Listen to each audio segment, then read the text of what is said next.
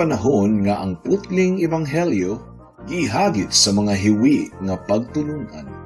Kinahanglan mo barog ang mga tinunan ni Kristo sa pagpakigbisog sa paglaban sa pagtuo, nga makausa ug alang sa tanang panahong gihatag sa Dios ngadto sa iyang katawhan. Maoy hinungdan nga namugna kining tulumanon ang putling ebanghelyo. 30 minutos nga pagsabwag sa tinuod nga ebanghelyo. Kauban ni Pastor Jeremias Hangad, ang putling ebanghelyo. Tulumanon nga gihatod kaninyo sa Herald of Grace Radio Ministries Philippines. Ang putling ebanghelyo. Ang putling ebanghelyo. Putling ebanghelyo.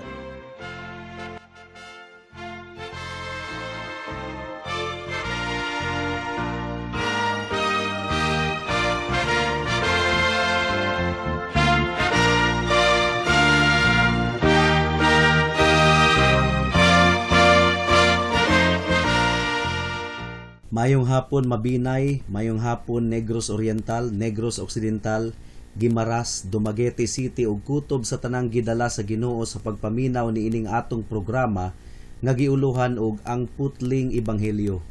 Kini ang inyong igsuon og higala sa kahanginan si Pastor Jeremias Lauri Hangad sa Herald of Grace Radio Ministries Philippines. Dinuyugan sa iglesia nga nag-sponsor ni ining atong programa, ang Salitran Covenant Bible Church sa Barangay Salitran, Dakbayan sa Dasmariñas, probinsya sa Cavite.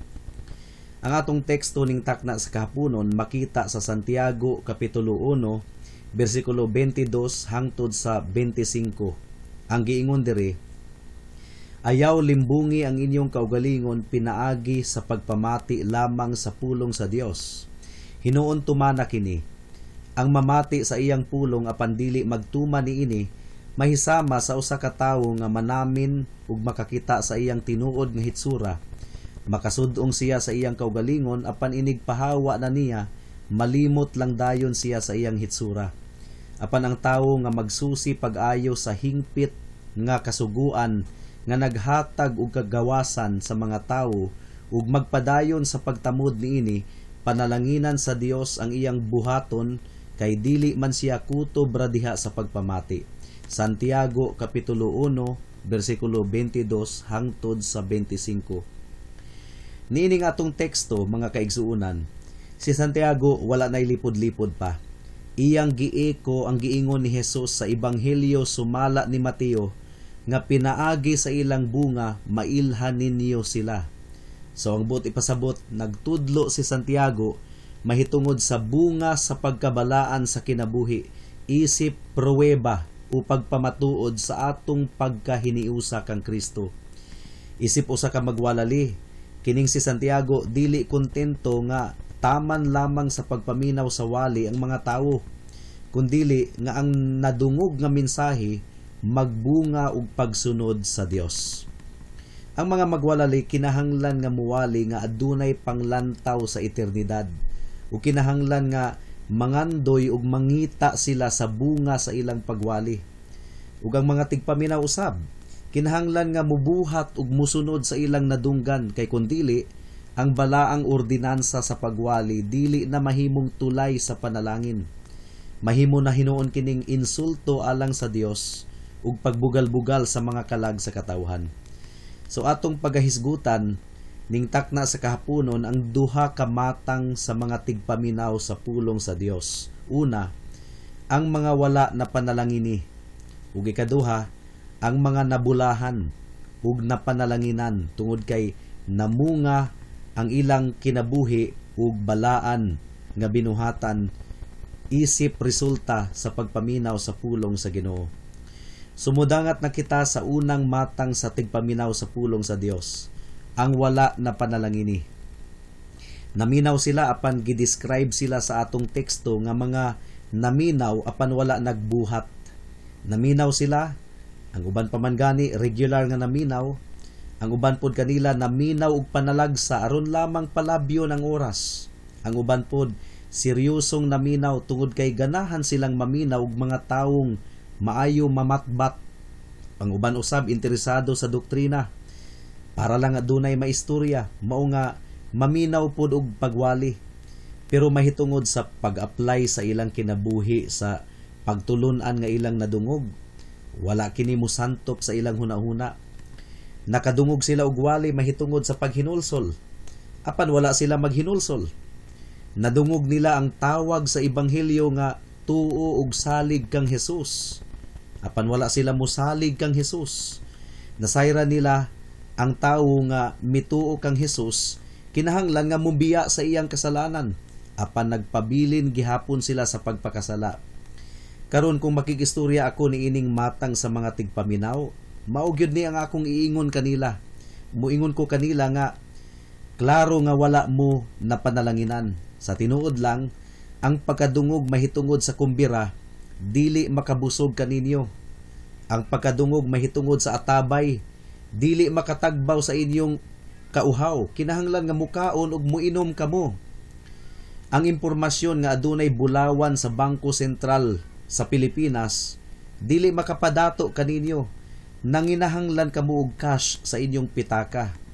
Ang kahibalo nga adunay kapasilungan gikan sa bagyo, dili makaluwas sa barko gikan sa pagkalunod. Ang impormasyon nga adunay tambal alang sa kanser, dili makaayo sa adunay kanser.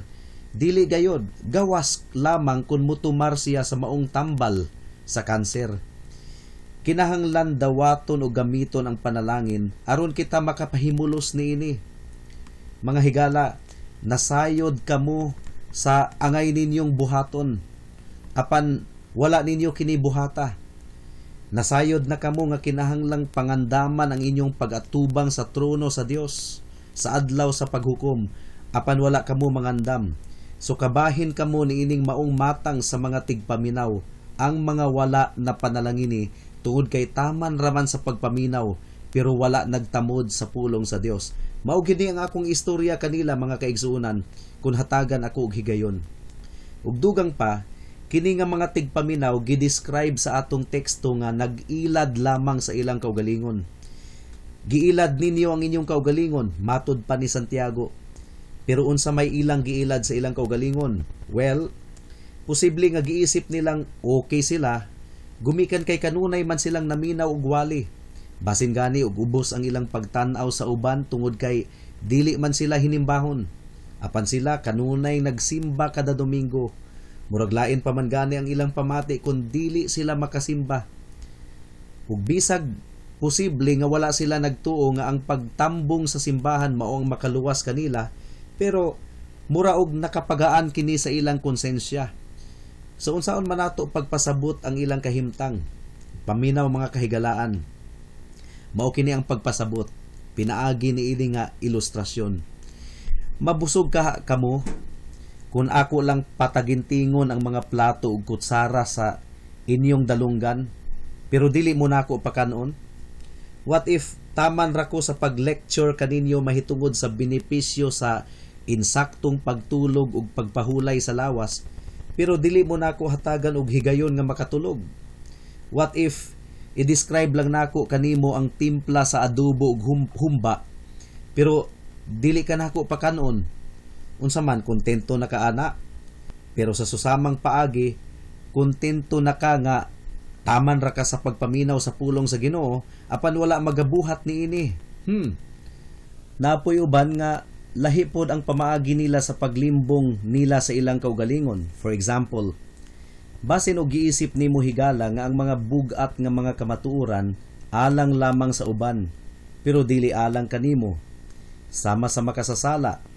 Yes, nakigistorya gayud ang mga magwalali mahitungod sa mga makasasala aron sila mabag-o. Apan dili ka makasasala sa imong pamati, at least dili pareho kadautan sa uban. Ug kung maghisgot pod og paghinulsol, muuyon ka nga ang mga tawo kinahanglan nga maghinulsol. Pero ikaw, wala nimo makita nga kinahanglan kang maghinulsol tungod kay buutan man ka sa pamati nimo sa imong kaugalingon. Unsa pa? Kung makadungog ka og wali nga nagaingon tutok kang Hesus alang sa kaluwasan, moingon pod ka nga nindot kaayo na nga doktrina. But somehow, wala ka nagatan-aw kang Hesus alang sa imong kaluwasan. So unsa man ang giingon sa Biblia mahitungod kanimo, Gilimbungan nimo ang imong kaugalingon. Ang ebanghelyo higala wala nangilad kanimo. Klaro kaayo ang giingon sa ebanghelyo nga kinahanglan kang matawo pag-usab. You must be born again. Kinahanglang mutuo ka kang Jesus, kay kundili ikaw maalaot. Ang mga magwalali wala mangilad kanimo. Wala gayo tinuod nga pastor nga mosuporta sa common nga pangaghap nga maluwas ka pinaagi sa kanunayng pagsimba. No. Kinahanglang isurrender nimo ang imong kinabuhi kang Kristo aron ka maluwas. Gilimbungan nimo ang imong kaugalingon kung taman ra ikaw sa pagpaminaw apan wala nagabuhat sa pulong nga imong nadungog. Dugang pa, matod sa atong teksto, kining mga tawhana mga mabaw ug taphaw nga tigpaminaw. Ang giingon diri, mura sila og mga tawo nga nakakita sa ilang dagway sa samin. Karon bisan pa ang mga casual nga tigpaminaw og wali, makapanamin man sa wali nga iyang nadungog. Example, niadtong unang gipakita ang samin sa mga tribo sa Negro sa Africa, mga Negro. Ang ilang pangulo naglibog sa una niyang pagtanaw sa iyang dagway sa samin. Gabalik-balik siya og tan-aw sa samin pero dili niya ma-explain ang iyang nakita. Murag siya, murag dili, murag ang iyang kauban nga mga Negro kay wala pa man gyud samin sa ilang dapit niadtong panahona. Ingon ani pod ang pagwali sa pulong sa Dios. Makaingon ang tawo nga mura man og ako ang gihisgutan sa wali. Ang uban pod moingon, murag naigo man ko ni pastor oh.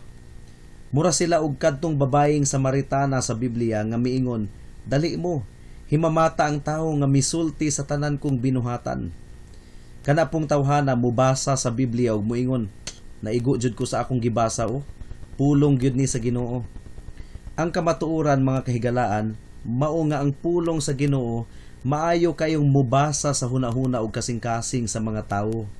Ang giingon sa Hebreohanon kapitulo 4 bersikulo 12, ang giingon diri, kay ang pulong sa Dios buhi ug maabtik ug mas hait pa kaysa bisan unsang espada nga duhay sulab. Mudulot kini hangtod sa kinahiladman sa kalag ug sa espiritu hangtod sa dapit diin nag-abot ang lutahan ug ang kauyukan. Nag-usisa kini sa mga tinguha ug hunahuna sa kasing-kasing sa mga tawo. Wala ko'y duda nga daghan sa mga dili magtotoo nga nakabati pod og pagtandog sa pulong sa Dios samtang ginawali kini. Apan bisan pa niini, taphaw ra ang ilang gibati tungod kay taman raman sila sa pagpaminaw apan wala nila i-apply sa ilang kinabuhi ang ilang napaminawan. Mura sila og nanamin ug nakakita nga ang ilang dagway dunay buling or ilang mata dunay muta pero walay pulos ang ilang pagpanamin tungod kay mitalikod raman sila sa samin nga wala gihapon manghilamos sa ilang dagway ug manghimuta sa ilang mga mata. Ang pagpanamin walay pulos kundili nimo tangtangon ang buling nga imong nakit-an sa imong dagway. Kung ang pulong sa Dios nag-expose sa imong sala, apan pagkahuman niini wala gihapon ka mudangop kang Hesus alang sa kapasayloan, walay pulos ang imong pagpaminaw higala. Taphaw lamang, mabaw lamang. Nagampo ako sa Dios nga dili lang niya tandugon ang inyong kasing-kasing mahitungod sa inyong sala, kundili dad-on usab niya kamo kang Hesus aron sa kapasayloan sa inyong sala pinaagi sa iyang hamili nga dugo. Ang atong teksto nagaakusar niining mga tawhana isip mga tigpaminaw nga nagdali-dali. Nanamin kuno siya. Apan pagkahuman dayon mipahawa na sa samin. Nakapamati sila og wali. Apan ila dayon kining gikalimtan. Wala nila hatagi og higayon ang pulong nga maka-operate sa ilang kinabuhi. Back to the business dayon sila. Ngadto sa mga butang nga naandan nilang ginabuhat. Higala sama sa mga baka ug kabaw, kinahanglan nga atong usapon ang pulong sa Ginoo. Pamalandungan nato kini. Ayaw baliwala ang pulong nga imong napaminawan. Ayaw pasudla ang pulong sa pikas dalunggan, unya ipagawas dayon sa pikas dalunggan. Timbang-timbanga ang pulong. Pamalandungi kini ug pag-ampo nga ma-apply nimo kini sa imong kinabuhi. Niini nga pamaagi, mapanalanginan gayud kamo sa pulong sa Dios. Apan ang mga tawo sa atong teksto naminaw kunuhay pero nagdali-dali. na namin sila apan mipahawa dayon sa samin. Dugang pang description sa teksto kanila, mao nga limtanon kaayo sila nga tigpaminaw. Nakalimot na kuno sila dayon sa ilang hitsura sa samin. Naminaw sila og wali, pero taman ra sila sa pagpaminaw. Mas maayo pa ang istorya sa usa ka bata nga gipangutana sa iyang papa nga wala kasimba kay gasakit ang iyang papa. Miingon ang papa, "Oh, Donald, sayo galing ka nakauli, humana ang wali." Mitubag ang bata, "Nalitok na ni pastor ang tibuok nga wali, apan wala pa nabuhat sa mga nakapaminaw, buhatunonon pa." Apan mga kahigalaan, samtang buhatunonon pa ang wali sa mga seryosong tigpaminaw, nakalimta na kini sa daghang mga taphaw nga tigpaminaw. Dili sala ang pagkalimtanon, ilabi na kun hinay gayod ang memory sa usa ka tawo, apan dakong sala ang kalimtan og tuyo ang pulong ug ang pagbalibad sa pagsunod sa ebanghelyo. Dunay tiguwa nga tindira ug mga isda sa merkado nga nakalimot gayod sa topic sa wali sa pastor ug nakalimot pud siya sa teksto. Pero klaro kaayo nga wala siya makalimot sa kinatibuk ang espiritu sa maong wali, tungod kay pag-uli niya sa iyang balay, iya manggiguba ang iyang timbangan nga limbungan ug gipulihan niya og insaktong timbangan. Apan ang kauban niyang mamaligyaay og uling, nakadungog sa wali ug nakahinumdom pa sa teksto, apan wala niya ilisdi ang iyang timbangan nga limbungan. Nagpadayon gihapon siya sa kasagara niyang pagpanlimbong. Ang isa mura og hinay og utok sa paghinumdom, apan ang kasing-kasing nagtamod. Pero ang isa abtik pa ang utok sa paghinumdom, pero ang kasing-kasing nagdumili sa pagtamod sa pulong sa Dios. So mao kini ang hulagway sa unang matang sa tigpaminaw sa pulong sa Dios, ang mga wala na panalangini. Ug nahadlok ako nga daghang ingon niini sa matag simbahan. Ganahan kunuhay silang maminaw og wali. Mudayeg pud sila sa pastor kay maayo kuno mo pasabot. Pero nagpabiling wala mapanalangini sa pulong sa Dios tungod kay taman raman sila sa pagpaminaw apan wala magbuhat niini. Matingala ta kun nganong wala pa man gihapon sila mibarog at tubangan sa mga tawo isip tagasunod ni Kristo. Kay basin po di og dili gayon sila tinuod nga mga disipulo ni Kristo. Pero buutan sila, manggihinatagon pod kunuhay, matinabangon pod sa uban, ug ligdong ang kinaiya. Apan makaguol kun nganong dili sila mga desidido nga mga Kristohanon. Usa ka butang nga wala kanila, wala sila'y tinuod nga pagtuo kang Kristo. Posible gayud kaayo nga ang tawo kanunayng naa sa simbahan, apan dili tinuod nga karnero ni Kristo. Unsa may maistorya ninyo sa usa ka kusinero nga namatay sa gutom? Makaingon gayud kamo nga, pagkabugo na lang gyud ni anang maong kusinero. Wala gayud siya mukaon sa iyang giluto. Apan ingon ani pod kabugo ang daghang tigpaminaw. Mura sila kadtong mga higala ni Haring Solomon nga mga taga-Tiro, mitabang sila og tukod sa templo sa Jerusalem, apan nagpabilin nga nagasimba sa mga Dios-Dios. Mga higala, taman ra ba kamo og dayeg sa wali? Apan wala kamo makakaon niini? Luoy kaayo ang mga makalilimo sa kalsada, nga magtan-aw lang sa mga nangaon sa McDonald's ug Jollibee, pero taman ra sila sa tan-aw intawon. Wala gayud sila makakaon. Dili ko kasabot ninyo, mga higala. Gibutang na sa inyong atubangan ang masustansyang pagkaon sa pulong sa Dios. Apan wala gihapon kamo mihungit sa inyong baba sa pagkaon sa pulong sa Ginoo. Hangtod karon masakiton pagihapon ang inyong kalag. Hinaot nga tandugon kamo sa balaang espiritu aron kamo mahimong magbubuhat sa pulong ug dili tigpaminaw lamang. Nga matod pa sa atong teksto, naglimbong lang kamo sa inyong kaugalingon. Mudangat na kita sa ikaduhang matang sa tigpaminaw. Ang mga bulahan nga tigpaminaw, mga napanalanginan nga tigpaminaw. Kinsa man ni sila? Sila ang gihisgutan sa bersikulo 25 sa atong teksto nga nagaingon, apan ang tawo nga magsusi pag-ayo sa hingpit nga kasuguan nga naghatag og kagawasan sa mga tawo ug magpadayon sa pagtamod niini, panalanginan sa Dios ang iyang buluhaton, kay dili man siya kutob ra diha sa pagpamati. Karon matikdi nga kining maong bulahan nga tigpaminaw, una sa tanan sincero, madasigon ug mapainobsanon nga tigpaminaw. Ginasusi niya pag-ayo sa hingpit ang kasuguan nga naghatag og kagawasan sa mga tawo. Iya kining gipamalandungan ug iya kining gibuhat. Nagsusi siya pag-ayo. Iyang giingon sa iyang kaugalingon, unsa man gyoy naa sa ebanghelyo nganong daghang kinabuhi man ang nabag-o niini. Among silingan nga kanhi palahubog ug hingabit ug himalikas, nabag-o naman ang kinabuhi tungod sa pulong sa Ginoo. Unsa man gyoy naa niini? Tan-awon nako ni be. Susihon ko kini. There is really something in this. Kana nga tawo, mga higala, tutok ug tininud-anay kaayo nga namati sa pulong ug nangandoy nga mahimong tinuod kini sa iyang kinabuhi. Mao kana, mga higala, ang insaktong matang sa tigpaminaw nga kugihan ug mapainobsanon. Gusto niyang mahimong tinuod sa iyang kinabuhi ang iyang napaminawan ug sa kadugayan niyang pagsusi sa pulong sa Ginoo. Nadiskubrihan niya nga naghatag niya kini og kagawasan.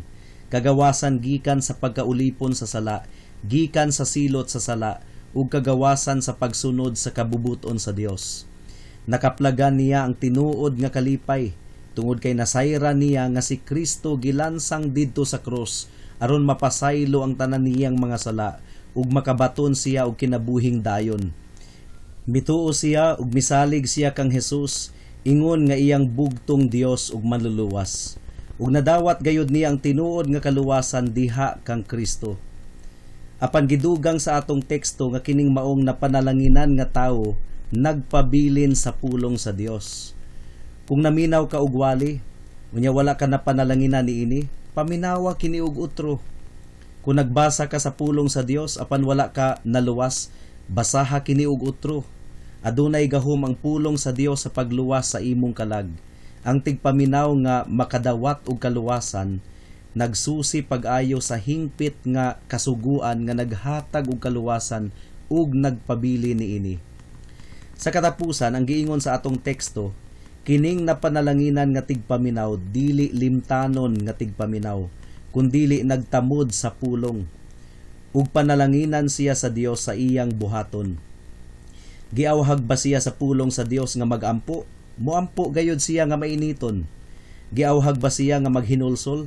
Mangayo siya sa Dios og katakos sa paghinulsol. Giawhag ba siya nga mutuo ug musalig kang Kristo? Muingon siya sa Dios, Lord, gusto kong mutuo, tabangi ako sa akong pagkadili matinuohon. So nakita ninyo, gi-apply niya sa iyang kaugalingon ang iyang napamatian. Hinaot nga daghang ingon ni ana sa atong mga tigpaminaw karon sa kahanginan. Nahinumdom ako sa akong nabasahan mahitungod sa usa ka tawo nga nakadungog og wali mahitungod sa paghatag ngadto sa Dios sa ikanapulo sa iyang kinitaan. Miingon siya sa iyang kaugalingon, well, ako nang buhaton. Ug gituman niya ang iyang saad. Nakapaminaw usab siya mahitungod kang Daniel nga nagampo sa Ginoo katulo sa usa ka adlaw. So iya pud kining gi-apply sa iyang kaugalingon. Gi-develop pud niya ang habit nga katulo mo duol sa Ginoo sa mga pag-ampo sa matag adlaw. So iyang gihimong balaod sa iyang kaugalingon nga every time nga duna siya'y makatunan sa pulong sa Dios, iya kining buhaton ug naka-form siya og balaan nga mga habits ug maayo nga kinaiya ug nahimo siyang bulahan nga tigpaminaw sa pulong sa Dios. Karon mga kahigalaan, wala nag-ingon ang atong teksto nga kining tawhana gipanalanginan tungod sa iyang buhat, kundili gipanalanginan sa iyang buhaton. Ang maayong resulta modangat nga ri kanato sa atong pagtamod sa pulong sa Dios. Hinaot nga ang grasya ihatag sa Dios kaninyo nga sa matag pamati ninyo sa ebanghelyo hatagan kamo og kusog sa balaang espiritu aron maningkamot kamo sa pagtuman ug pagtamod niini. Atong tapuson kining atong pamalandong karon, pinaagi niining praktikal nga sugyot o tambag. Alang sa pipila kaninyo, hamubo na lang ang panahon nga nahabilin sa inyong kinabuhi. Nalukop na og uban ang inyong mga ulo, ug luya na ang inyong mga lawas. Nakigistorya ako karon sa mga lolo ug lula. Ug sumala sa natural nga kinaiyahan, naa na mo sa borderline. Hapit na ang inyong pagpanaw, Duol na ang inyong pag-atubang sa Dios nga maghuhukom. Dili ba insakto lang nga maghuna-huna usab kamo sa eternidad ug mamalandong kun unsaon ninyo sa pag-atubang ang maghuhukom sa katapusang adlaw? Ang giingon sa ebanghelyo, tuo og salig kang Hesus. Nga ang buti pasabot salig kaniya, pag hinulsol isugid ang imong sala, talikdi kini ug dangop kang Hesus alang sa kapasayloan. Mao kana ang dalan sa kaluwasan. Ang mutuo ug mabautismuhan maluwas, apan ang dili mutuo pagasilutan gayod. Nasayod na kamo mga lolo, mga lula, sa natural nga dagan sa kinabuhi nga matapos gayod kini sa gitakdang panahon. Apan ang pangutana, kanus-a ka ni mahitabo no? Umuingon mo, ayaw ka bala ka pastor, muduol ra lagi ko sa Ginoo. Nah, kanus-a pa man. Ayaw naglangana pa. Adunay mga tao nga kalit lang ang kamatayon.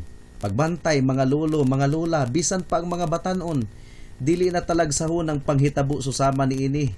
Pastor, namatay si Papa karon lang. Baskog pa man to siya ganinang buntag. Mikalit raman siya og kaluya og nawad-an og ginhawa. Higala dili gayud nato matag na ang kinabuhi. Dili ba insakto lang nga mangita kamo sa Ginoo samtang makaplagan pa ninyo siya? Dili ba insakto lang nga mutawag kamo sa Ginoo samtang haduol pa siya? Nahadlok ko nga ang uban kaninyo dili gayud mamalandong. Kung mamalandong kamo, nalukop lang kini sa pagpamalandong mahitungod sa kwarta, bugas, sudan, sinina, cellphone ug uban pa. Apan walay pagpamalandong mahitungod sa eternidad. Naghangyo ako kaninyo. Hatagi ug higayon ang inyong pagpamalandong sa pulong sa Ginoo. Pamalandungi ang adlaw sa paghukom. Tamuri ang pulong sa Dios. Paghinulsol sa sala, tuo ug salig kang Hesus alang sa kaluwasan. Pagampo ug dawata ang grasya sa Dios, pinaagi kang Hesukristo. Hinaot nga tabangan ikaw sa Dios sa pagbuhat niini. Duol kang Hesus. Karon dayon kay basin ug ugma ulahin na ang tanan. Hangtod din hilang kita taman sa atong pagtuon karong takna tungod kay wala na kitay oras pa. Ako kamong padayon nga giimbitar sa pagpaminaw niining atong programa sa matag Miyerkules alas 6 hangtod sa alas 6:30 sa hapon dinhi sa Power 102.1 RFM. Daghang salamat.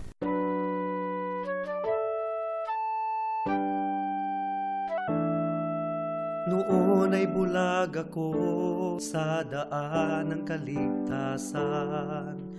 Tulad ng marami, nakatuon ako sa sarili.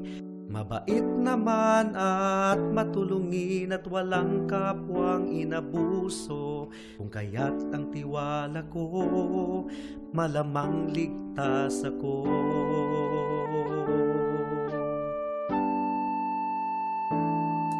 Ngunit ang isipan ko'y binuksan ng Panginoon. Bigat ng kasalanan ko'y pinakita niya sa akin. Dagdag pa ang aking puso, likas na sa Diyos ay umaayaw. Kung kaya't ako'y nabahala sa aking kaluluwa.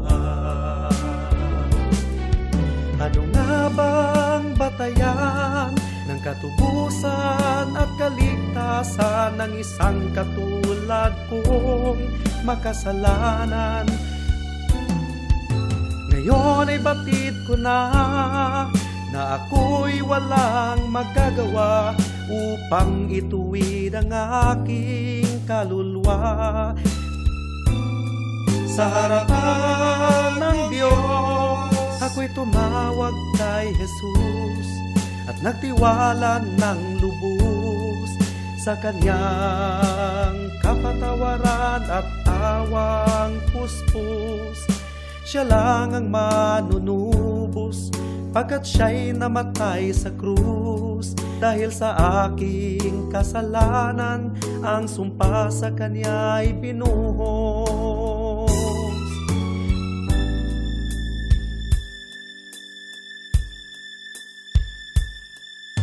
Ngayon ay tiyak ko na ang aking kaligtasan, aking nararanasan tunay na kapayapaan. Ang puso ko'y binago niya, ang buhay ko'y inayos niya. Purihin si Jesus sa dakilang biyaya niya. Ang puso ko'y binago niya, ang buhay ko'y inayos niya. Purihin si Jesus sa dakilang biyaya niya. Alang sa dugang nga mga pangutana, mahimong mo text kang Pastor Jeremias hangad sa 0935 744 3030.